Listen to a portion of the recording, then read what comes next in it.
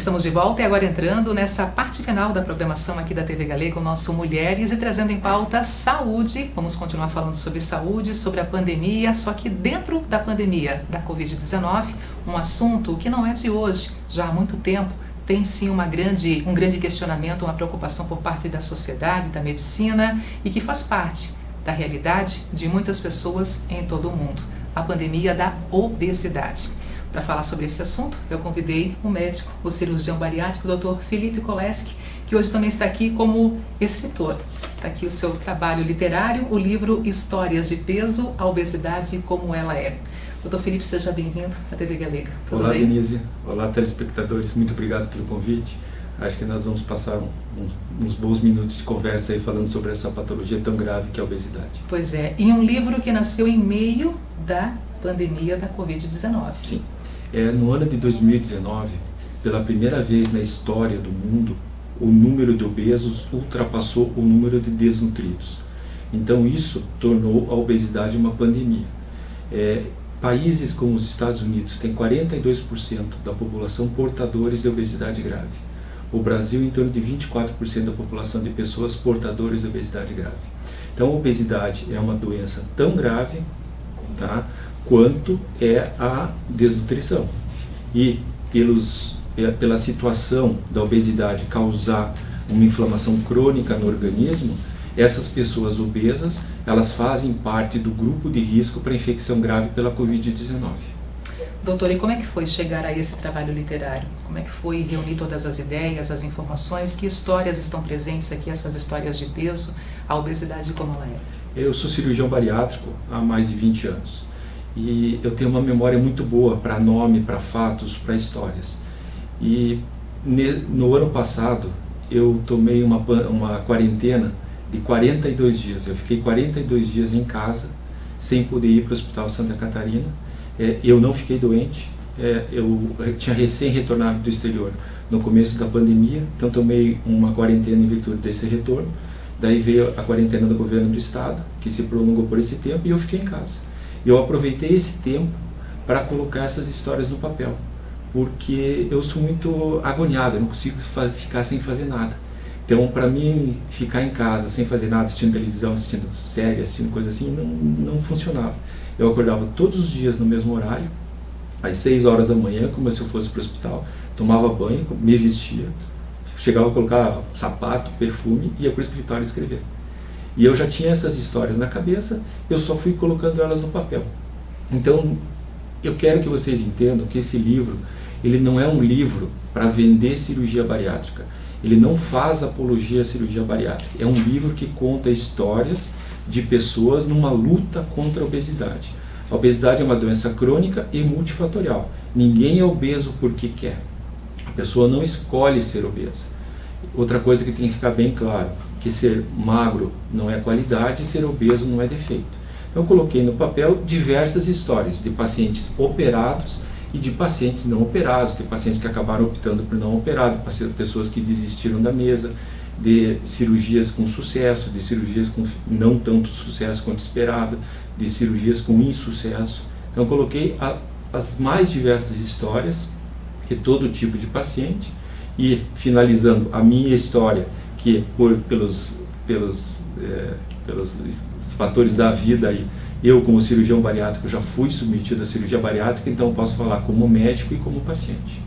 Doutor, o senhor então faz parte de uma das histórias aqui, o senhor divide essa história no livro muito bem pontuado, né? A obesidade como ela é. E aí, tendo esses dois lados, realmente o médico e o paciente, sendo, em um determinado momento, paciente de todo esse cenário, de toda essa realidade, fica mais fácil poder entender os pacientes, fica mais fácil poder pensar como eles. Tem aquela ideia, pensamento gordo, pensamento magro, são seres muito diferentes um do outro. Como é que a gente também pode colocar aqui esse tipo de situação vivendo esses dois lados? Denise, agora esse ano eu completo 30 anos de formado. Eu posso dividir minha vida em antes de ser paciente e depois de ser paciente. Minha vida como cirurgião, antes de ser paciente e depois de ser paciente. É um fato marcante. Eu acho que todo médico deveria ter um lado, uma vez na vida, experimentar outro lado do bisturi. É extremamente importante a gente vivenciar aquilo que o paciente está vivendo. Por mais que a gente tente dar o tratamento mais humanizado possível, mas a gente só vai conseguir viver essa realidade a partir do momento que a gente se coloca realmente no lugar de paciente. A partir daí que a gente tem uma mudança em relação a todo o comportamento como médico. Tem uma ideia da sociedade, muitas vezes, doutor, a pessoa gordinha, o homem ou a mulher mais gordinho, acima do peso, que é uma pessoa muito mais feliz, é muito mais descontraído. E eu pergunto para o senhor, isso é fato mesmo? Ou, de repente, às vezes, ouvindo esses pacientes, os relatos no consultório, tentam muitas vezes até incorporar um personagem, tentam botar uma máscara, e sofrem sim com a realidade que vivem, sofrem sim com esse peso acima do normal e acabam utilizando isso como um escape para a sua realidade. Eu não posso generalizar. Mas eu posso dizer que muitas vezes isso funciona como uma máscara, como um disfarce para as angústias e para os preconceitos que esse paciente está sofrendo, em virtude de ser portador de obesidade grave.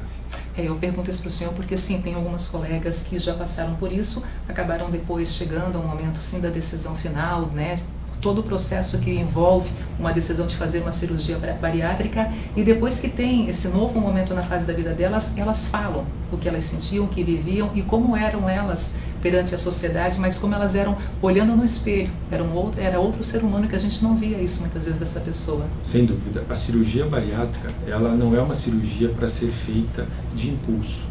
Ela tem critérios muito claros para ser realizados. Então a pessoa, para ser submetida a uma cirurgia bariátrica, que é uma cirurgia terapêutica e não estética, ela precisa ter uma obesidade estabelecida há pelo menos 5 anos. Ela precisa ter comprovação de tratamento clínico sem sucesso nos últimos anos. E ela precisa ter um índice de massa corporal, que é uma fórmula, que é o peso dividido pela altura ao quadrado. Esse resultado tem que ser acima de 35. Então ela tem que ter tudo isso comprovado e tem que passar por uma equipe multidisciplinar. Essa equipe multidisciplinar é composta por cirurgião, endócrino ou nutrólogo, psicólogo e nutricionista.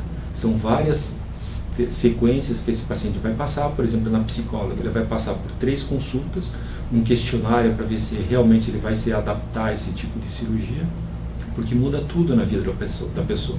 Muda a relação dela com o corpo, muda a relação dela com a comida, muda a relação dela com as pessoas que vivem com ela. Então ela tem que estar preparada para todas essas mudanças. Eu costumo dizer que a gente diminui o estômago e aumenta a responsabilidade da pessoa.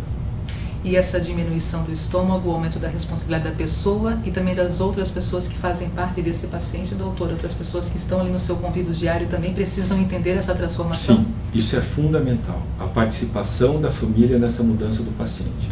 Então, numa das histórias do livro, eu conto a história de uma mulher, da faixa dos 40 anos de idade, e isso eu posso dizer que é quase uma rotina. Quando a mulher, que responde a quase 75% das pacientes que nós operamos, elas vão ao consultório, raríssimas vezes o marido vai junto.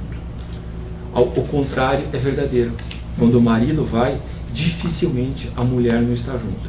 Então a mulher foi submetida à cirurgia, o marido foi a contragosto na consulta com a psicóloga, e nos primeiros dias de cirurgia, quando a paciente fica naquela dieta restrita, que tem que tomar 50 ml de caldinho, de suco, de chá a cada 30 a 40 minutos, o marido dela pedia pizza, fazia churrasco, e ela chegou a me ligar, dizendo assim: olha, Felipe, tenta falar com ele, ver o que se pode fazer.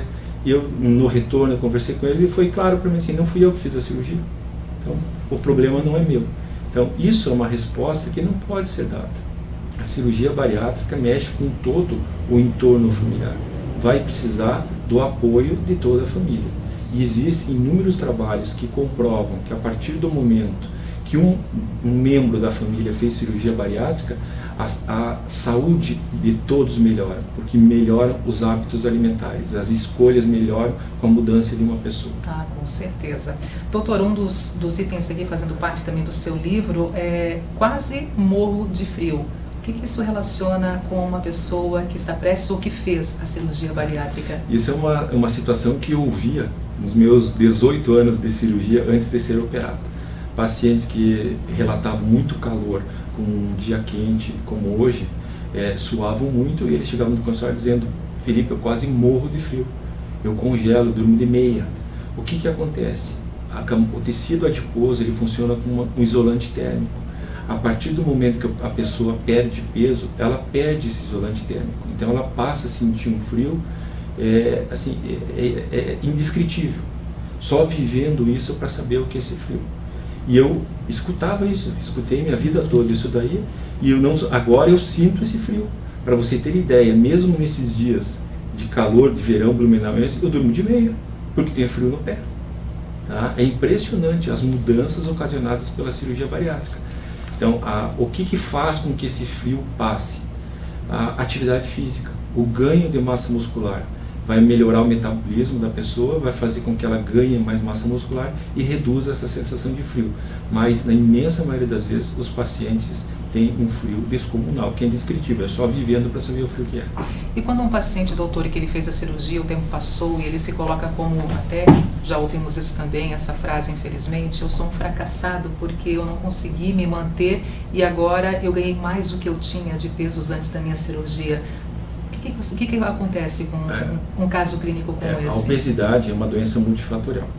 Se nós pegarmos os pacientes 5 anos depois de operado, 70% dos pacientes estarão dentro do peso normal, dentro do IMC normal. A gente tem que parar de se referir a peso e passar a se referir a índice de massa corporal. Então, 70% das vezes, os pacientes estarão com o IMC dentro da normalidade. Em 30% das vezes, os pacientes podem ter recidiva da obesidade. Por que a obesidade é recidiva? Na imensa maioria das vezes, em quase 90% dos casos, porque os pacientes ingerem alimentos altamente calóricos na forma líquida e pastosa, sorvete, chocolate, leite condensado e cerveja. E nos casos restantes, por questões genéticas, que a gente não tem como mudar a genética da pessoa, e em raros casos porque o estômago dilata novamente. Então, na imensa maioria das vezes, tá, é questão de hábitos alimentares que o paciente volta a ter os hábitos anteriores. A cirurgia funciona como? A cirurgia ela causa uma restrição, ela causa uma saciedade mais precoce. Ela dá menos fome e a comida vai mais rápido para o intestino. Mas a comida, a cirurgia, ela não traz restrição a líquido. Então você pode tomar líquido e se esse líquido for altamente calórico, como leite condensado, sorvete, chocolate, a pessoa tem uma dieta altamente calórica, e cerveja tem uma dieta altamente calórica na forma líquida e pastosa. Isso vai fazer com que ela tenha recidiva da obesidade. Ou seja, a cirurgia não é a cura da obesidade. A cirurgia é o tratamento mais efetivo para a obesidade grave nos dias de hoje, em 23 de fevereiro de 2021. Mas a cirurgia não é a cura definitiva da obesidade. Mesmo aqueles pacientes que estão dentro do IMC normal, eles têm que entender que eles têm que manter esses hábitos adequados relacionados à alimentação, à atividade física, porque a conta tem que gastar mais do que entra, tem que consumir mais energia do que ele acaba ingerindo de caloria. Comecei essa entrevista com o senhor, doutor, falando sobre a pandemia dentro da pandemia, a realidade mundial, o momento coronavírus que permanece presente, mas também a pandemia da obesidade, que é também uma presença muitas vezes não observada pela grande maioria da sociedade. Para as pessoas obesas, também para as pessoas que fizeram a cirurgia bariátrica, esse momento da Covid-19, doutor, preocupações para esses pacientes? Primeiro, os pacientes submetidos à cirurgia bariátrica, eles não fazem parte do grupo de risco para infecção grave pelo Covid. Infecção pelo Covid, todos nós estamos sujeitos. A infecção grave, que demanda internação em UTI, com intubação orotraqueal com ventilação mecânica, os pacientes submetidos à cirurgia bariátrica, eles estão fora desse risco. A orientação, esses pacientes devem fazer a vacinação no momento oportuno, e aqueles pacientes obesos, assim que passe a pandemia, ou mesmo agora, durante a pandemia, eles devem buscar um profissional de saúde qualificado para começar a tratar essa patologia que é tão desgastante. Onde é que nós podemos encontrar o livro Histórias de Peso, a Obesidade como ela é, doutor? O livro está à venda na Blue Livros, da 15 do Shopping Parque Europeu, no site da Blue Livros e na Vidar Clínica de Cirurgia onde eu trabalho. Quando o senhor desenvolveu, criou esse livro, tirou do papel e transformou ele realmente num livro, num trabalho literário, o senhor pensou em quem ao desenvolver essa obra aqui? Eu pensei naqueles pacientes que eu atendi nesses quase 30 anos, no que eu poderia tornar isso mais, essa linguagem científica numa forma mais leiga, explicar com palavras mais simples, fora do metiquês, o que é cirurgia bariátrica, o que é a obesidade, o que pode ser feito para aqueles pacientes portadores de obesidade que não querem operar e que existem inúmeras outras opções de tratamento, que esses tratamentos devem ser respeitados de acordo com a vontade de cada pessoa. Doutor, nosso tempo está terminando. Qual é o seu recado final para quem nos acompanha agora e aprendeu muito mais depois dessa entrevista? Meu recado final é o seguinte: nunca julguem a pessoa pela questão da obesidade. Repito, ser obeso não é defeito, ser magro não é qualidade. Ninguém é obeso porque quer. E a obesidade não é só porque a pessoa é relaxada, é descuidada da alimentação. A obesidade é uma doença que está relacionada a inúmeros fatores que levam a pessoa a se tornar obeso. Muito bom tê-lo aqui conosco mais uma vez. Muito obrigado mais uma vez pelo convite. Com quem nos acompanha o seu livro. Obrigada, tá, por trazê-lo também aqui para a gente. Espero que goste da leitura. Vai com certeza enriquecer a nossa sabedoria como ser humano. Obrigada, tá? Muito obrigado. Gente, terminando aqui o nosso programa, obrigada também por você que esteve aí do outro lado nos recebendo, né? Também colocando em evidência aqui todos os assuntos pautados na programação da TV Galega. Tem muitas pessoas que acompanham sempre, né, semanalmente esse nosso encontro, e a gente colocou aqui em evidência alguns desses nossos telespectadores especiais, entre eles aqui o Wagner Alfredo Dávila, obrigada pelo carinho sempre, Wagner, Norberto Ramalho, o professor Ramalho sempre conosco também, a Dona Yolanda, um beijo grande para você, Dona Yolanda, e ainda o Arione, a esposa Penha, e a filha Ariane, sempre ligadinhos também aqui na Imagem da Cidade. E seguimos deixando um abraço especial para o Vendelino Rodrigues, para o José Dercílio e para o Jamie, o fisioterapeuta Jamie também, que desenvolve um trabalho muito importante, um cuidado muito especial com todos os seus pacientes. Jamie, obrigada também por esse cuidado, esse apoio aí diário também no que diz respeito a esse olhar para a nossa saúde. Terminando aqui o nosso programa, deixando um agradecimento ainda para a loja Maria Tereza Moda Mulher, está com belas promoções, realmente vale a pena dar uma passadinha na loja Maria Tereza Moda Mulher, um liquida especial na loja e, claro, já oferecendo a nova coleção e ali as profissionais da loja de braços abertos te esperando para oferecer as novidades e poder também proporcionar bons negócios com você na loja Maria Tereza Moda Mulher, bem na região central, na rua Floriano Peixoto, aqui na nossa cidade de Blumenau. Um beijo no coração de cada um de vocês, fiquem com Deus e até a próxima quarta-feira em um novo encontro na Imagem da Cidade, no nosso Mulheres aqui na nossa casa, na TV Galega. Até uma próxima oportunidade.